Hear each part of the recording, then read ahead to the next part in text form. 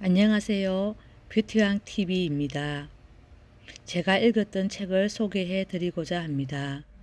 날마다 새날이라는 불서입니다.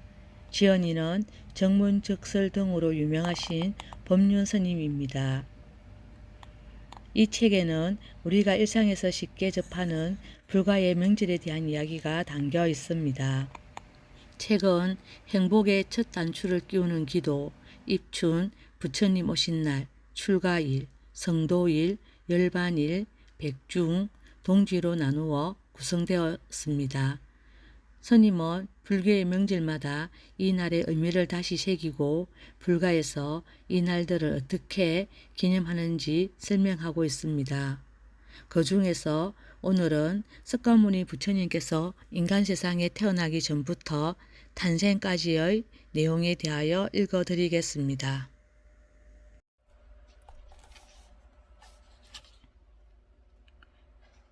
부처님 오신 날은 âm 력 4월 8일입니다. 부처님이 출가하신 날은 âm 력 2월 8일이고 깨달음을 이루신 날은 âm 력 12월 8일, 열반하신 날은 âm 력 2월 15일입니다.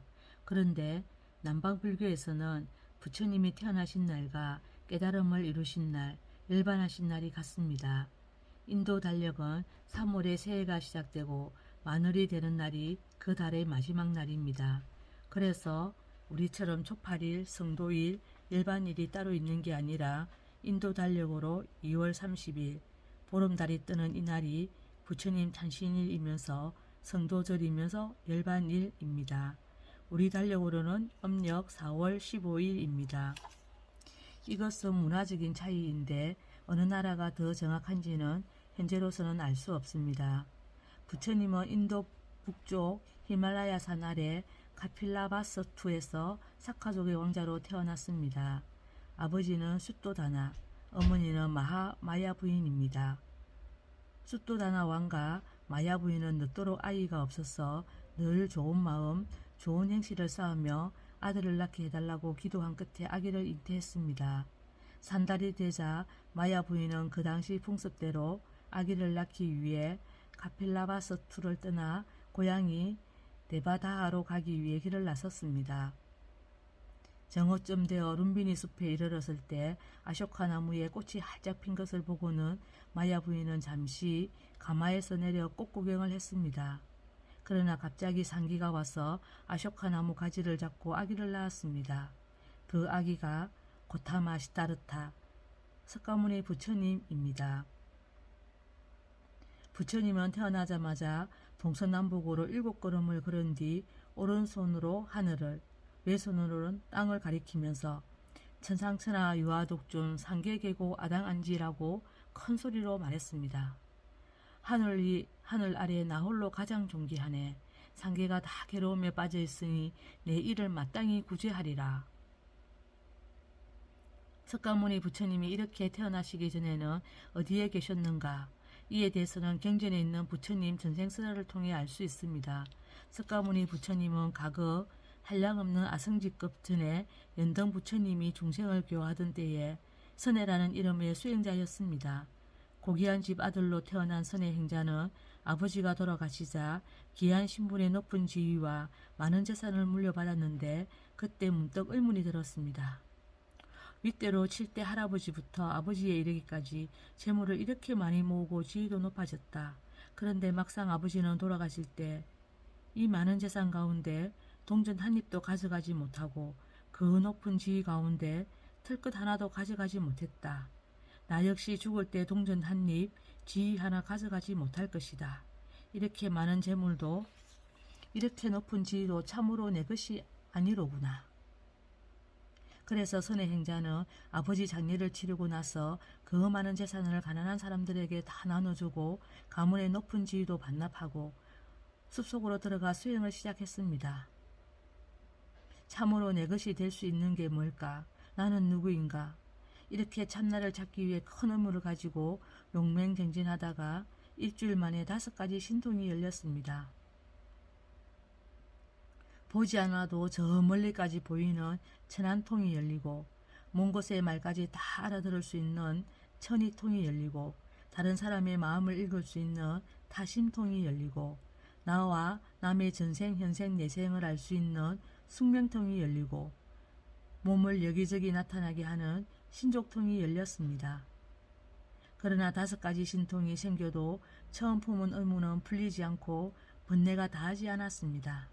깨달음을 얻지 못했던 것이지요.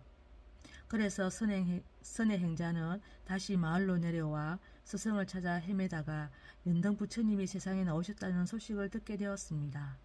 마을 사람들은 진흙탕 길에 흙을 덮어 메우고 꽃을 뿌리는 등 연등 부처님 지나가시는 길을 장식하고 있었습니다. 그것을 본 선의 행자는 생각했습니다. 부처라는 소리조차 이 세상에서는 듣기 어려운 일인데, 부처님을 만나기란 하늘에서 떨어진 바늘이 겨자씨에 꽂히는 것보다 더 어려운 일이다. 하물며 눈앞에서 부처님을 뵙고 설법을 듣는 일이야 얼마나 어렵고도 귀중한 인연인가. 나도 마을 사람들과 함께 부처님 오시는 길을 닦아야겠다. 선의 행자는 마을 사람들과 어울려 부처님이 오실 길을 닦았습니다. 선의 행자는 신통력으로 그 길을 말끔히 닦을 수 있었지만, 그렇게 하는 것은 열과 성을 다하는 것이 아니므로 직접 흙과 모래를 가져다가 물이 고인 곳을 메우기 시작했습니다. 그런데 마을 사람들이 길을 다 고치기도 전에 부처님과 제자들이 다가오고 있었습니다. 선의 행자는 진흙탕 가까이 걸어오시는 부처님을 보자 입었던 옷을 벗어 진흙탕에 깔고, 그것도 부족하자 머리를 풀어 헤쳐 진흙을 덮고 또 땅 위에 온몸을 던지며 말했습니다. 부처님, 진흙을 밟지 마시고 부디 제 머리털과 몸을 밟고 지나가십시오. 그러자 연등 부처님이 선의 행자를 보고 말씀하셨습니다. 장하다 선의 행자여, 그대의 버리심은 참으로 가력하구나. 이같이 지극한 공덕으로 그대는 오는 세상에 기필코 부처가 되리니 그 이름을 석가모니라 부르리라. 그렇게 부처가 되리라는 수기를 받은 뒤로도 선의 행자는 수없이 많은 보살행을 했습니다. 그리고 도설천의 허명보살이 된 뒤 온 중생이 괴로움에 빠져 있는 것을 보고는 중생되어 태어나 그들을 고통에서 건져주리라 마음먹었습니다. 도설천의 허명보살은 괴로움에 빠진 중생들을 구제하기 위해 인간의 몸으로 태어날 때가 되었음을 알고 찬찬히 인간 세상을 살펴보았습니다.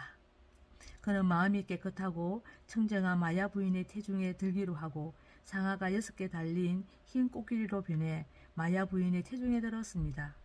경전에는 호명보살이 마야 부인의 태중에 들자 사자와 토끼가, 뱀과 깨구리가 함께 뛰놀고, 눈머니는 눈을 뜨고, 긴머거리는 귀가 열리고, 벙어리는 입이 열리고, 안전뱅이는 일을 쓰고, 곱추는 등이 펴졌다고 쓰여 있습니다. 이게 무슨 말일까요? 아기를 가진 어머니의 마음이 그만큼 청정해졌다는 말입니다. 살생의 마음, 도둑의 마음, 사음의 마음, 거짓의 마음이 모두 사라졌다는 것이지요.